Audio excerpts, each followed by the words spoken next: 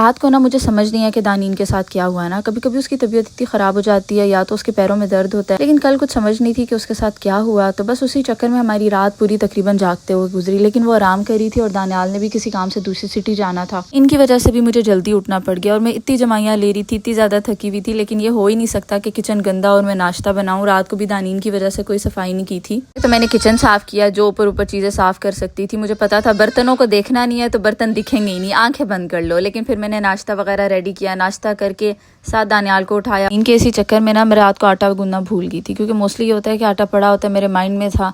लेकिन अब दानियाल ने सुबह जाना था तो मैंने पता क्या किया, मैंने किया जो मेरी अम्मी है, सासू अम्मी, वो बनाती हैं विशल्ली, और अल्लाह पाक ईमान बख्शे मेरी मामा को, मेरी मामा बनाती थी मानिया। अब मेरी मामा कहती थी मानिया और अम्मी लोग जो कहते हैं वो कहते हैं कि ये विशल्ली है।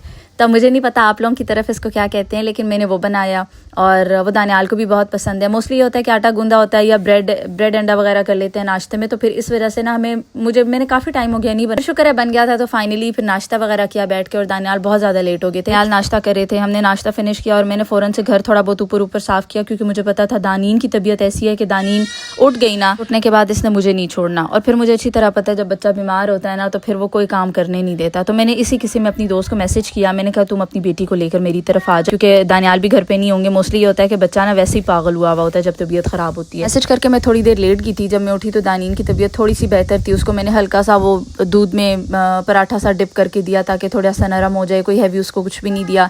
इसने बहुत थोड़ा सा खाया, लेकिन शुक्र है इसने नाश्ता कर लिया। मेरी दोस्त ने मुझे बोला कि ठीक है मैं आ जाऊँगी। मज़े की बात कि दानीन को मैंने बताया कि इस तरह आपकी दोस्त आएगी, आपकी बहन आएगी, उसके साथ खेलना, तो ये भी थोड़ी सी खुश हो गई। इसका भी दिल बहल गया था, ये भी इंतज़ार में थी, कभी इधर जा रही थी कभी उधर जा रही थी कि बस वो कब आएगी ना। तो इसी किसी में थोड़ा सा टाइम अच्छा गुजर गया, इसका मूड थोड़ा सा अच्छा हो गया था। दोस्त आ गई ना तो वो तो आते साथ ही ना दरवाजे से बातें करने शुरू होती है, बैठती भी नहीं है, फिर बातें करते करते उसका समझ नहीं आता कि वो क्या चाह रही है ना। ये ठहरे चाइनीज़, इनमें तो बिल्कुल ही कोई इस तरह की झिझक होती नहीं है, जैसे होते हैं बस सादे सूदे से उठकर आ जाते हैं, कोई इतनी टेंशन नहीं होती। मेरा दिल था कि मैं इसके लिए कुछ लंच बनाऊँ, सोच लिया था कि इसके लिए मैं चाइनीज़ स्टाइल में कोई हल्का फुल्का नाश्ता या कुछ ऐसा खाना सा बनाऊंगी ताकि ना ये खा ले, क्योंकि चाइनीज़ खाते भी नहीं है ना, इनको मैंने बहुत ट्राई किया है। ओके ना, इसके लिए कुछ ऐसा पाकिस्तानी बना दूंगी, आलू के पराठे बना लूंगी, उनको ज़रा काट लूंगी और साथ में कोई इसको चाय। लेकिन इसने वो भी नहीं खाया। फिर मैं चुप हो गई, मैंने कहा ठीक है, मेरे साथ खड़ी नहीं। मैंने कहा यार मैं थोड़ा घर साफ करती हूँ। दानीन ने किचन बिल्कुल भी हाथ नहीं लगाने दिया, मुझे बहुत ज़्यादा खुश थी। और इसकी बेटी कोई इतनी प्यारी बच्ची है, मेरा दिल इतना ज़्यादा खुश था जब ये दोनों आपस में बैठे थे, बातें कर रहे थे, खेल रहे थे। दानीन ने अच्छा इन दोनों ने स्लाइम के पीछे पड़ गए, लेकिन शुक्र अल्लाह का इन्होंने बहुत अच्छी तरह वक्त गुजार लिया।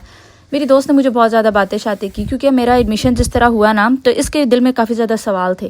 कह रही थी कि किस तरह आप लोग का एडमिशन हो जाता है हमारा, क्योंकि इसने भी अपने भाई का एडमिशन करवाना था और मेरे एक दोस्त हैं उन्होंने अपने बेटे का एडमिशन करवाना था। तो ये लोग सारे यही पूछ रहे थे कि आप लोग का एडमिशन हो जाता है, हम भी तो यूनिवर्सिटी में एडमिशन करवाना चाह रहे हैं और स्कॉलरशिप पे करवाना चाह रहे हैं। तो साफ साफ बताया कि बेसिकली जो चाइनीज़ स्कॉलरशिप है ये है इंटरनेशनल स्टूडेंट्स के लिए। जब इंटरनेशनल स्टूडेंट्स, अब आप लोग तो नहीं हो ना, आप तो चाइनीज़ के अपने वो हो, तो इस वजह से फिर ये समझ गई थी क्योंकि हमारा जो वो चाइनीज़ स्कॉलरशिप है वो है इंटरनेशनल स्टूडेंट्स के लिए। उसके बाद दानीन और ये इतने ज़्यादा खुश थे, इतने ज़्यादा बातें कर रहे थे। अच्छा, दानीन का एडमिशन जो हमने किंडरगार्टन में करवाया है तो इसने भी अपनी बेटी का उसी किंडरगार्टन में एडमिशन करवा दिया है।